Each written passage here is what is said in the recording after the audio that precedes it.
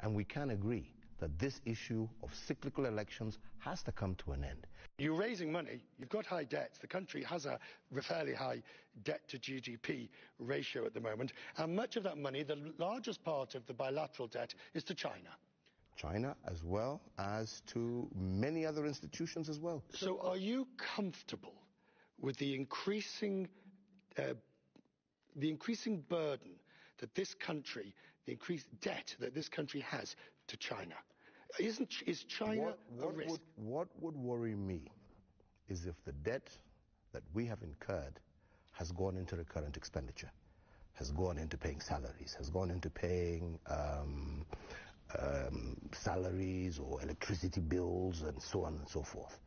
But what we have utilized our debt for is to close the infrastructure gap. And anybody coming into Nairobi after 10 years, just Nairobi alone, let's not talk about the rest of the country, will be able to note that the number of roads that we've been able to do, the new railway lines that we've been able to do, all aimed at both improving business and increasing job opportunities for our young men and women. The number of people we have moved as a country in 10 years, from 32% of our people connected to the electricity grid, we are now closing to 65% of our population. My point is not the money being borrowed, it's who's doing the lending, China. You're putting yourself in Beijing's debt. We are borrowing from China. We have borrowed from the United States. We have borrowed. Our health care system is money that is being, we're working together with companies like General Electric. They are who are the backbone of what we're doing in our health sector. When it comes to energy, we are working very closely with AFD, the World Bank, the World Bank and the African Development. The criticism is, though, that China has another agenda. You're familiar with these? We are familiar with those arguments, but our position is a very clear one. We have an infrastructure gap that we need to fill, and we are going to work with our partners across the globe who are willing to partner and to work with us to help us achieve our social economic agenda. Because Japan, for example, is our biggest lender when it comes to all our port developments.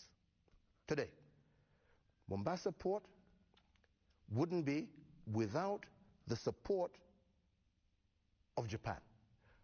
When we talk about electricity and electricity generation, we wouldn't be where we are without the support of AFD of France. So why are we focusing ourselves only on one lender? Actually, to me, you know the reason as far as I am concerned, we have a very healthy mix of debt from the multilateral lenders, who are basically the World Bank and the African Development Bank, to bilateral lending, like I said, Japan, China, France, all who are participating and working with us to help us achieve our objectives. The argument is they don't have the same agenda that President Xi might have in terms of bringing Africa within the greater sphere of influence of China. We are looking at it, like I said, from our Kenyan perspective. And our Kenyan perspective is that we have a development agenda, we have a social agenda, we have an economic agenda, and we are willing to partner with all countries that help us achieve our objective.